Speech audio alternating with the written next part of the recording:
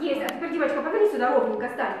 Еще, Юлия Ивановна, у вас еще на сцене, Николай. Я нет, я Все, давайте песню. спеть. Так, а оце що у нас отаке кривляння? Нічого. Богдан, ну він такий є.